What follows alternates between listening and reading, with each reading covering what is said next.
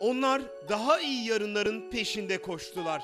Hiç tanımadıkları insanların hayatlarına varlıkları ve çabalarıyla katkıda bulundular. Onlar insanlara cesaret verdiler. Onlar fırsatlar yarattılar. Günlerini bu uğurda harcadılar. Bunu yaparken hiçbir ödül ya da övgü beklentileri yoktu. Sadece daha iyi yarınlara inandılar. Umut ettiler. Bu mücadeleden hiç vazgeçmediler. Bu program insanların hayatında fark yaratanları arıyor. Türkiye'nin dört bir yanında iyiliğin peşine düşüyor. Fark yaratanlar başlıyor.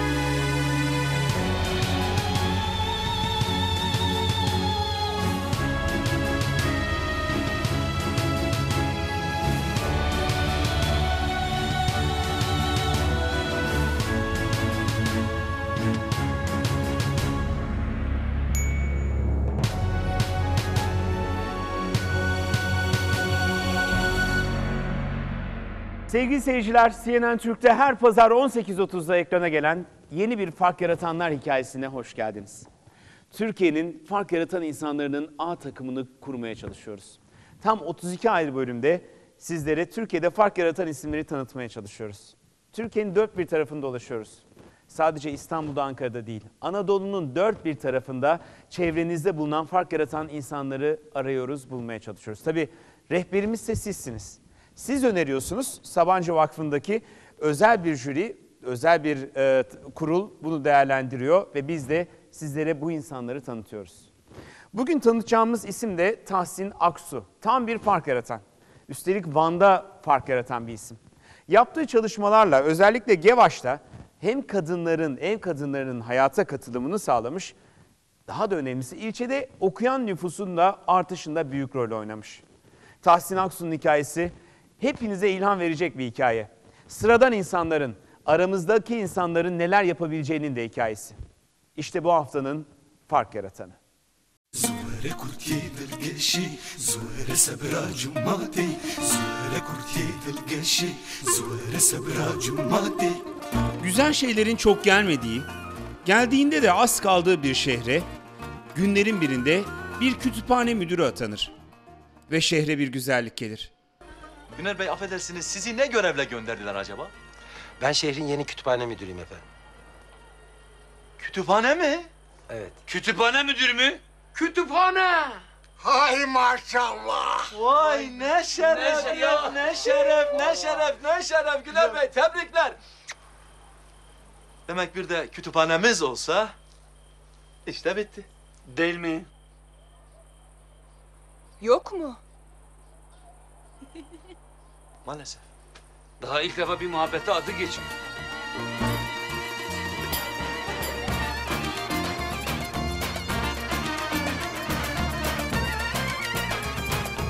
Böyle hikayeler sadece filmlerde olur sanıyorsanız yanılıyorsunuz. Türkiye'de çoğu kez hayat sanatın önünde at koşturuyor. Filmler beyaz perdenin ölçülerinde sınırlı kalırken bu topraklarda sanat hayatın ta kendisi oluyor. Vizontele Tuğba filminin setine ev sahipliği yapan Van'ın Gevaş ilçesinde olduğu gibi.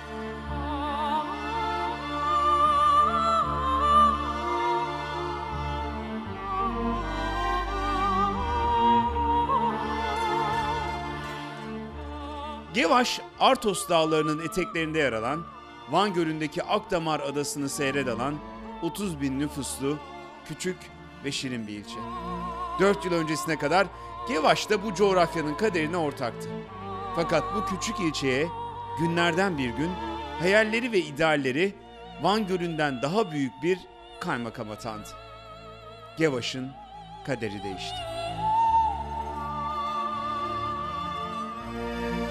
Tahsin Aksu 37 yaşında. Samsun doğumlu genç bir kaymakam. Aksu 4 yıl önce Mardin Dargeçit'teki görevinden sonra Van'ın Gevaş ilçesine atandı. Ancak o Gevaş'a sadece mazbatasıyla değil, hayalleriyle de birlikte geldi. En önemli eksikliğin eğitim olduğunu fark edince kollarını sıvadı ve Gevaş'ın köylerini de kapsayan bir eğitim seferberliği başlattı. Kampanyasının adı Okuyan Gevaş'tı. Okuyan Gevaş kampanyası kampanya bir proje olarak başlattık. 2008 yılında amaç eğitimin temel altyapılarını oluşturmak, kadınlarımız ve çocuklarımız üzerinde eğitim bilinci oluşturmak ve geleceğe, yarınlara daha eğitimli bir nesil yetiştirmek amacıyla başlamıştık. Yaptığımız çalışmalarla 7'den 77'ye herkesin içinde olduğu bir kampanya projeyi arzuladık.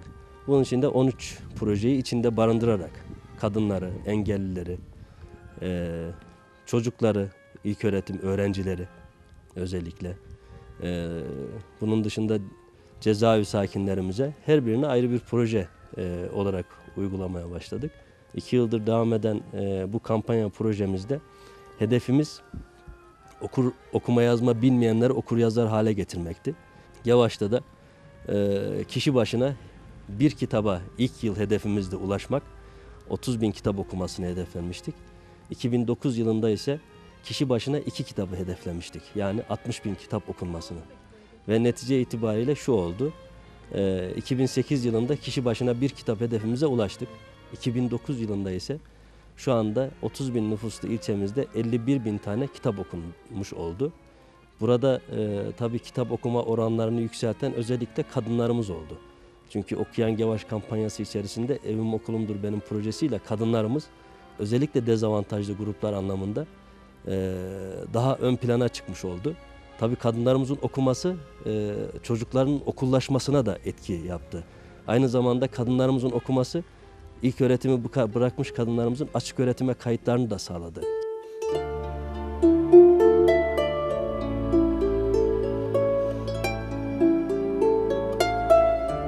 Okuyan Gevaş projesi kapsamında öncelikle çeşitli yerlerden toplanan kitaplarla 20.000 kitaplı bir kütüphane oluşturuldu. Sonrasında ise uzun süren eğitim toplantıları ve çeşitli ödüllerle kadın ve çocuklar kitap okumaya teşvik edildi. Bugün dileyen herkes kütüphaneden okuyacakları kitapları seçip 15 günlüğüne evlerine götürebiliyor. Evleri yakın olanlarsa gelip burada hem kitaplarını okuyor hem de okudukları kitaplarla ilgili fikir alışverişinde bulunuyor. Dostoyevski'den Nazım Hikmet'e, Reşat Nuri Güntekin'den Doğan Cüceloğlu'na kadar pek çok yazarı okuyan kadınlar kendilerine gönderilecek yeni kitapları da bekliyorlar. Ey dost seni severim, can içre yerim vardır, gece gündüz oyanmaz, acep avhalim vardır. Sen gülü görür iken dikene sunma elin, korkma düşmanlarından, çün doğru yolun vardır. Düşmanlar eydir bana, söz demek kandan sana.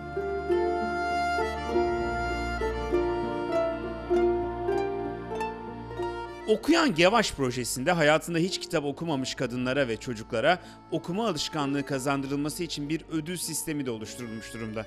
Kaymakamlık bütçesinden sağlanan ödüller çoğunlukla eğitime yönelik olsa da onları meslek edindirmeye yönelik teşvikler de yok değil. 8.000 sayfa ve üstü kitap okuyanlardan üniversiteye gitmek isteyenler dershaneye ücretsiz gönderiliyor. Elektronik eşyası olmayan bayanlara dikiş makinesi, çamaşır makinesi alınıyor. Öğrencilere de giyim ve kırtasiye malzemesi hediye ediliyor. Birçok kadınsa ortaokulu, liseyi dışarıdan bitirip açık öğretime kaydını yaptırarak kendisine en büyük ödülü veriyor.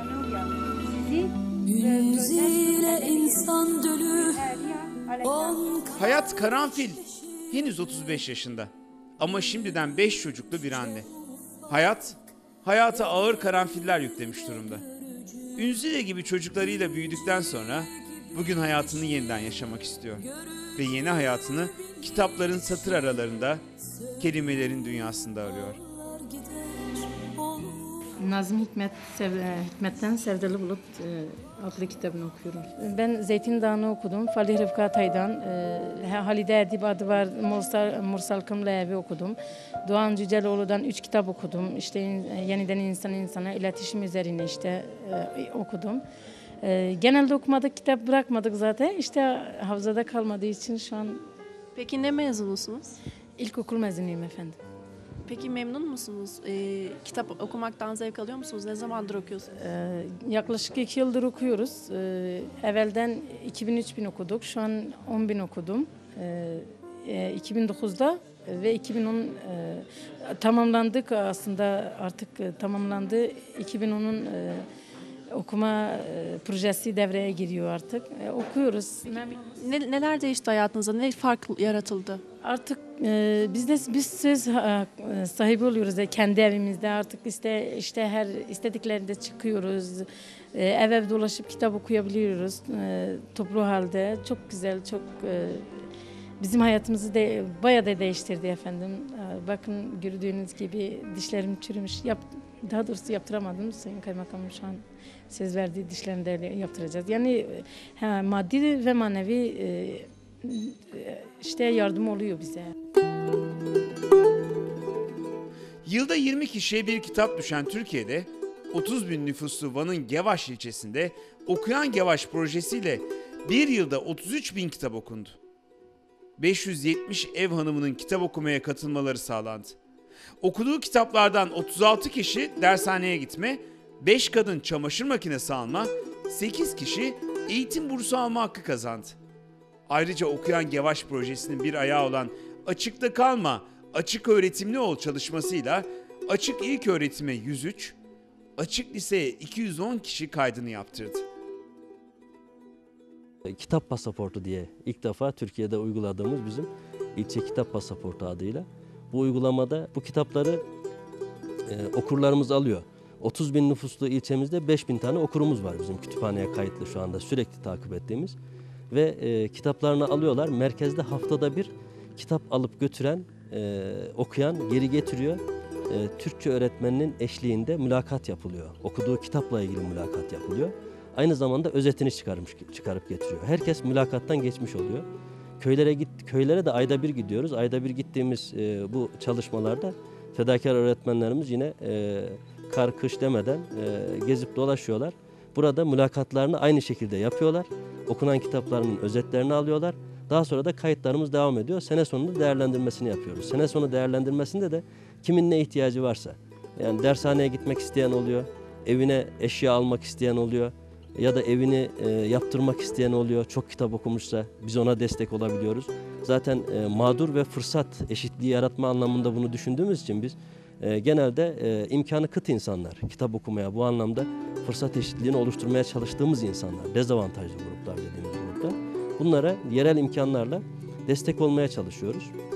Bu şekilde 2009 yılında da tespitlerimizde biz şu anda 6 milyon sayfa kitap okumuşuz. Sayfa sayısına göre ona bakıyoruz. 51 bin tane de kitap bitirmiş oluyoruz.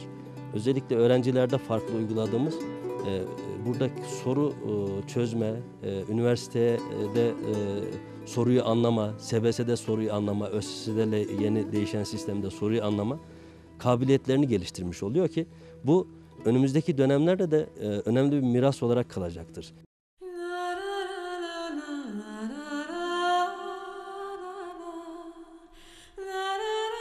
Gevaş'ta yaşanan bu değişim her sokağa, her eve sirayet etmiş durumda. Hangi kapıyı çalsanız bir değişim hikayesiyle karşılaşıyorsunuz. Evlerin dışında Güneydoğu'nun duvarları karşılasa da sizi, evlerin içlerinde sonsuz bir deniz akıyor. Siz ne zamandır okuyorsunuz? Ben yaklaşık hemen hemen bir yıldır diyeyim. Mart ayında başlamıştık. Nisan ayında diyeyim ben. O zamandan beri Ağustos en son denemelere kadar okuduk. Ağustos'a kadar okudum ben. Peki kaç sayfa okudunuz şimdiye kadar? Biraz anlatır mısınız o 5000 sayfa okudum ben. Ondan sonra öyle her birimiz yani 4 kız burada okuduk. Hepimiz onlar 8000 okudu. Ben 5000 okuyabildim anca. Sonra işte Kaymakam Bey bize makine hediye etti sağ olsun.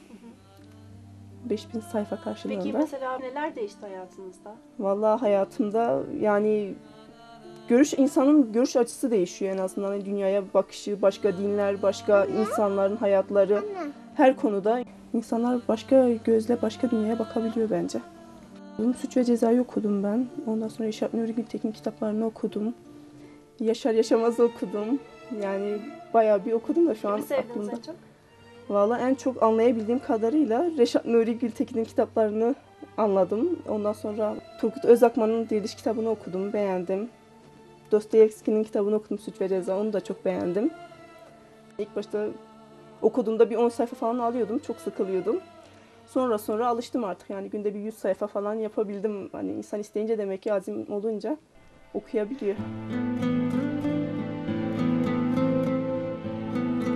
Gevaş'ta başlayan farklı yaşam sadece okumayla sınırlı değil. Özellikle genç kızlar için açılan dikiş nakış kursu onlara ekonomik özgürlüklerini kazanmaları konusunda destek oluyor. Tarlada ceviz toplayan eller burada yeteneklerini konuşturuyor. El emeği, göz nuru yaptıkları bu işleri satıp kendi ev ekonomilerine katkı sağlıyorlar. 58 yaşındayım. 9 tane çocuğum var. 4 kız evlenmiş. Oğlum işsiz. Beyim korucu. Biz de kaymakamımıza teşekkür ederiz.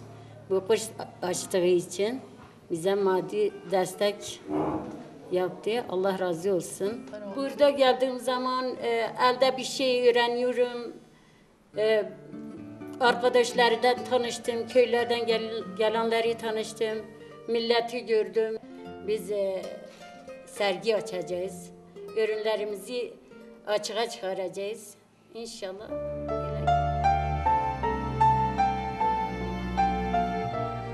Gevaş ilçesinde 2006 yılından beri sadece eğitim alanında değil, işsiz ve engelli gençlere de meslek kazandırma kursları veriliyor. Bir fırsatım olsa projesiyle ilçede bulunan 309 engelli evlerinden toplanıyor, servislerle atölyeye getiriliyor ve burada gençler klasik müzik eşliğinde yaptıkları heykellerle hem sosyalleşme olanağı buluyor hem de Van yöresinin kültürünü eserlerine taşıyorlar.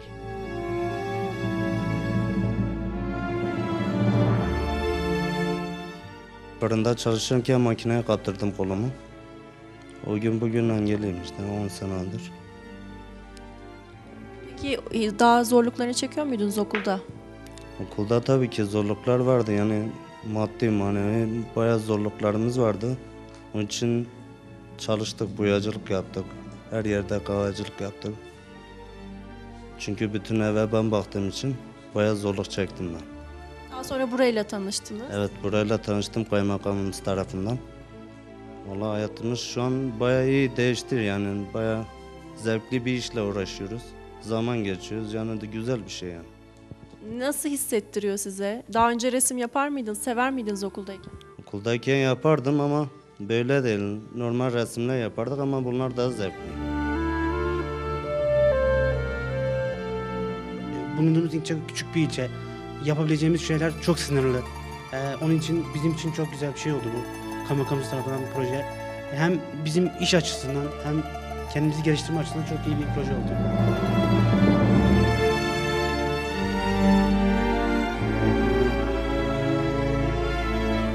Burada yapmış olduğumuz Van'ın yörelleri, tarihi eserler, Van'ımızı tanıtmak için böyle bir çalışma başlattık. İnşallah bu projeyi daha güzel bir şekilde geliştirmek istiyoruz.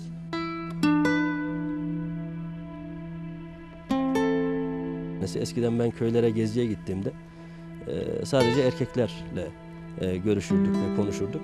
Ancak şimdi gittiğimde bütün kadınlar, erkekler aynı ortamda bizim yanımıza gelip rahatça konuşabiliyorlar, dertlerini anlatabiliyorlar. Ki bu bölgede baktığınızda bu aşılması zor bir konudur esasında köylere gittiğinizde. Öncelikle sosyalleşmelerini sağlamış olduk ki bunda en önemli gösterge kitap okumaya başlayan birisi bir grup tiyatro hazırladı. Aynı zamanda bu okuyan kadınlarımızdan arıcı kızlarımız yetişti bizim. Yani arıcılık yapmaya başlayan, kendi geçimlerini temin etmeye çalışan insanlar oluştu. Bir diğeri kazanım olarak üniversite, lise, açık ilköğretim kayıtlarımızda oranlar yükseldi. Ana sınıflarına giden çocuklarımızda oranlarımız yükseldi. Bunları da okumanın getirdiği bir sonuç olarak görüyoruz. Köye gittiğinizde çok rahat artık kitap tartışması da yapabilirsiniz. Tahsin Aksu, idealleriyle başladığı mesleğinde hayallerinden hiç vazgeçmedi. Kitap okumanın cümle içinde dahi kullanılmadığı evlere kitabı, edebiyatı soktu. Bir ilçenin kaderinin okumayla değişebileceğine inandı. İnancını binlerce insana yaydı. Van'ın Gevaş ilçesinde nesiller boyu sürecek kocaman bir fark yarattı. Sevgili seyirciler, Fark Yaratanlar programında kısa bir ara vereceğiz. Gördüğünüz gibi Tahsin Aksu'nun hikayesi gerçek bir fark yaratan hikayesiydi. Biz de ilgiyle, zevkle gittik, yaptık. Her programdan sonra bir kez daha böyle bir program yaptığınız için mutlu oluyoruz, inanın. Türkiye'de sizlere iyi haber vermenin kıvancını yaşıyoruz. Daha da önemlisi, Tahsin Aksu gibi isimleri sizlere tanıtarak başka insanların da ilham alabileceğine inanıyoruz. Bu belki de bizim açımızdan en önemli ve en büyük beklenti diyebiliriz. Çok kısa bir ara vereceğiz. Fark Yaratanları ardından bitireceğiz.